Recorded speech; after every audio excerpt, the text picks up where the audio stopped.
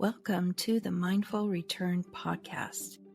I'm Kelly Tuttle, a retired neurology nurse practitioner and brain injury survivor. Together, we'll explore practical tools and real stories to help you rebuild focus, confidence, and a meaningful life after a brain injury. Hey, welcome back to the Mindful Return. I'm glad you're here today.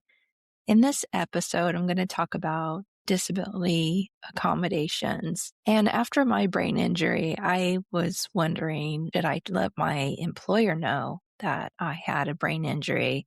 And I hemmed and hawed about it. And I had gone to a support group and I asked this question, should I share that I've had a brain injury? And from the people in the support group, I got a resounding no.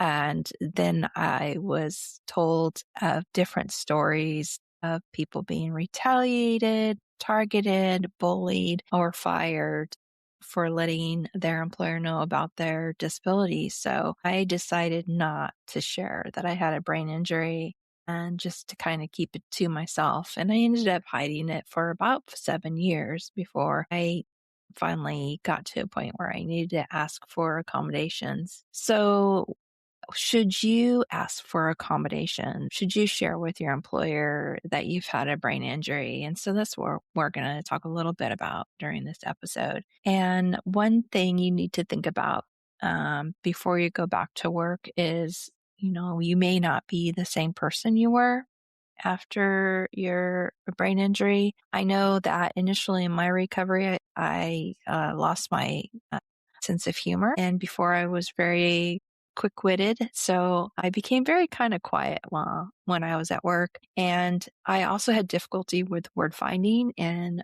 it just was better and articulating my words. So it was just kind of better to listen to everyone and not talk as much. So I don't know if anybody noticed I was more quiet, but that's kind of the coping tools that I used when I went back to work. Thank goodness my humor and my understanding of humor came back after a while. And then when you're planning on going back to work, think about your duties that you're expected to complete. And with that, thinking about strategies to help support your brain's performance while at work. And think about the environment that you work in.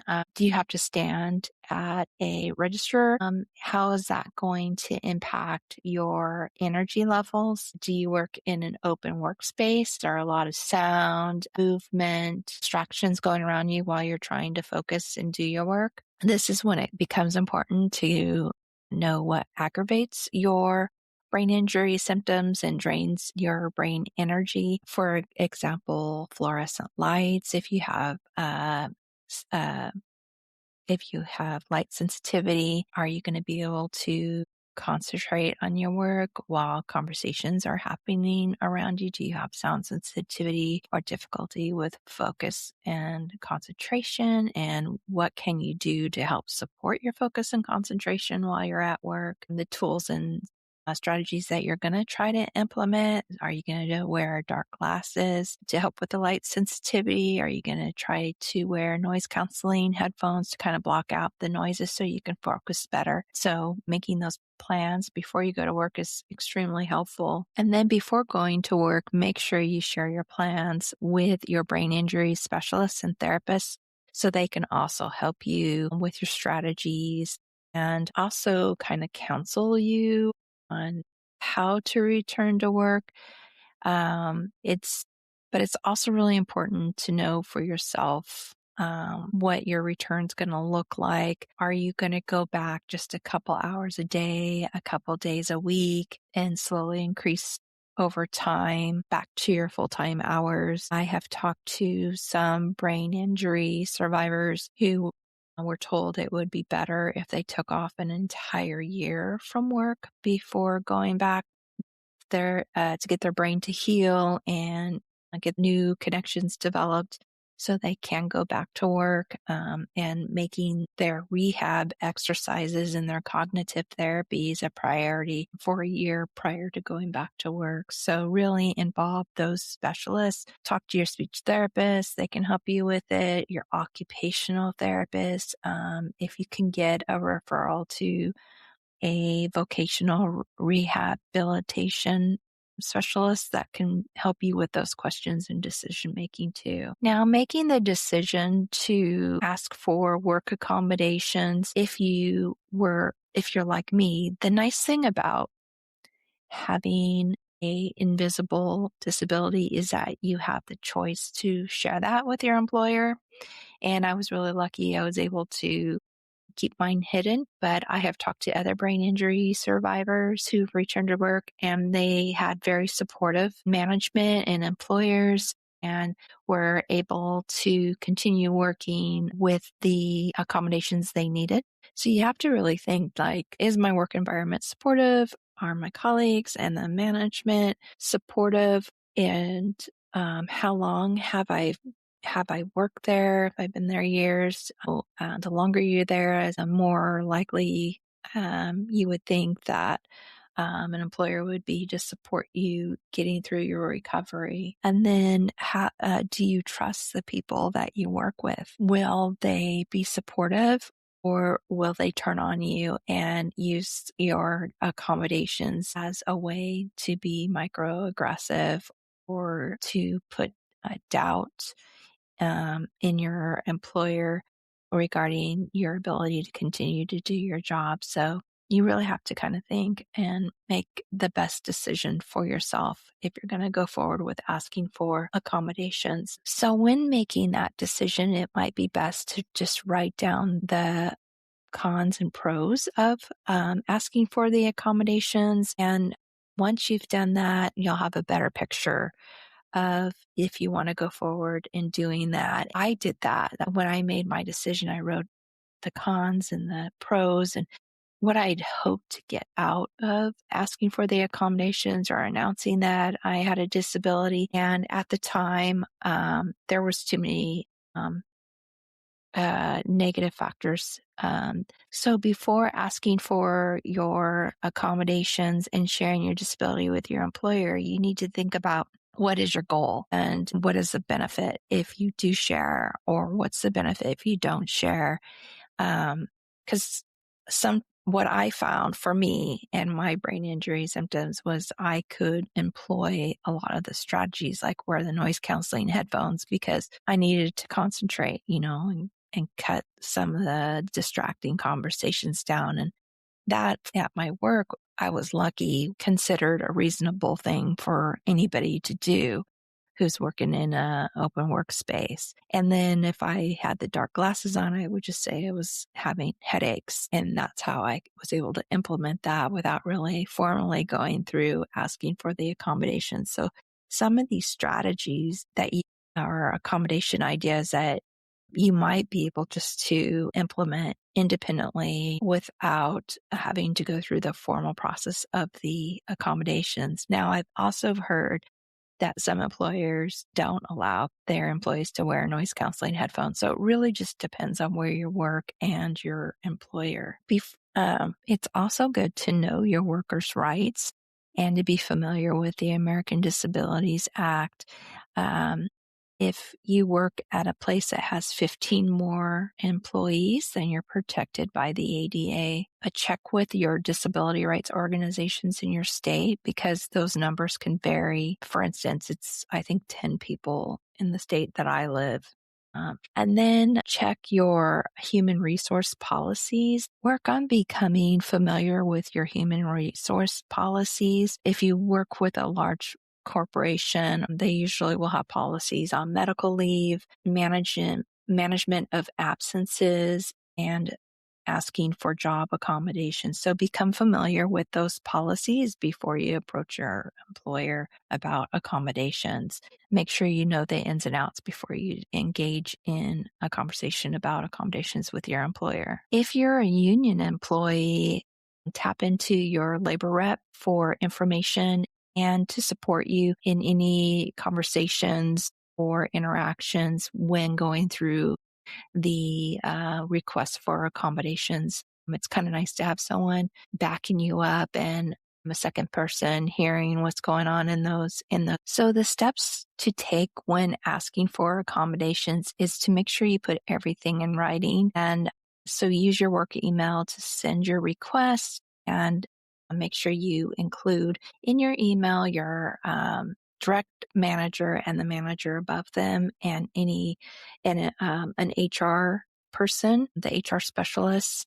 And if you're in a union, include your labor rep. Make sure to print all your emails and save them if you need them in the future for additional meetings and discussions, and if your accommodations get refused. If you want to forward your work emails regarding your accommodations to a private email, make sure it is an email that you do not mind possibly being subpoenaed for a legal reasons. I would recommend making a separate email for your workplace emails separated from your personal emails. And then throughout the process, make sure that you keep your union rep up to date on all communications regarding the accommodations, decisions to return back to work, emails about missed work or job performance issues, and how the process of the accommodations is going forward. When asking for disability accommodations, you don't have to share your diagnosis, but be prepared to share a list of symptoms. So you don't have to tell them that you need the accommodations because I have a brain injury. You can explain that you need the accommodations because you have difficulty of focus and concentration, you have light sensitivity or sound sensitivity. So just have those lists of symptoms ready to explain why you want to have the accommodations. But you can keep the diagnosis of a brain injury to yourself. Before asking for accommodations, see your brain injury specialist or your general practitioner to get a note for requesting the accommodations. And also be prepared to have to provide additional information along with your doctor's notes. Sometimes the human resource department will give you a questionnaire for your doctor to fill out. And so when you start that conversation with your doctors, ask if there are ways that you can communicate and get additional information or documents signed without having to come into the office through telephone or email. That way you don't have to miss additional time away from work. I recommend going to Job Accommodations Network.org or askjan.org to see what reasonable accommodations you can ask for. This is a industry-wide human resource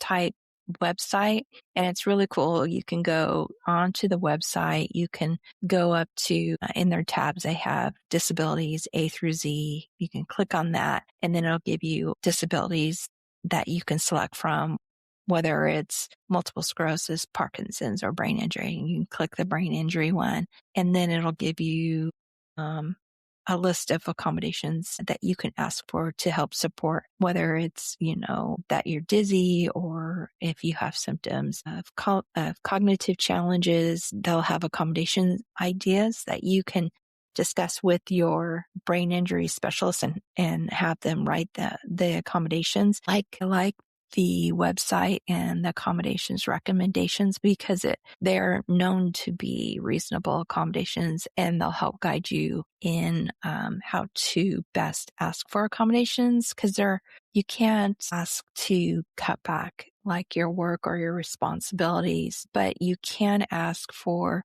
accommodations that will support your ability to meet the expectations of your work. And this website has accommodations that'll help you articulate the accommodations that you need to support your brain at work.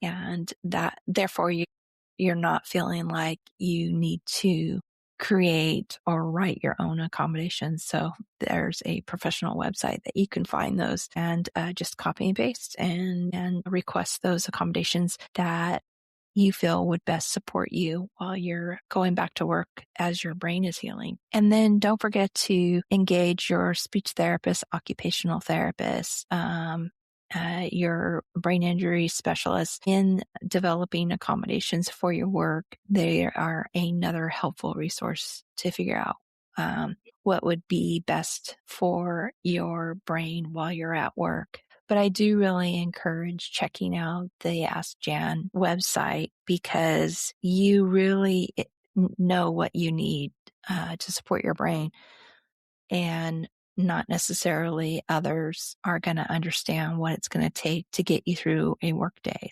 Even though it's exhausting and it's the last thing you want to do is go on a computer and look up information about accommodations, but you really do have to take control of that decision making because, like I said, you're the only one who understands what you're going through and what it takes and to get through the day. I also recommend consulting with an employment lawyer because they can help you with any questions regarding disabilities and accommodations and your rights as an employee. And a lot of them will answer your questions for free. So don't be afraid to talk to a disability employment lawyer or an employment lawyer. Just make sure that when you do consult with an employment lawyer that they represent employees, because there are some that just represent employers.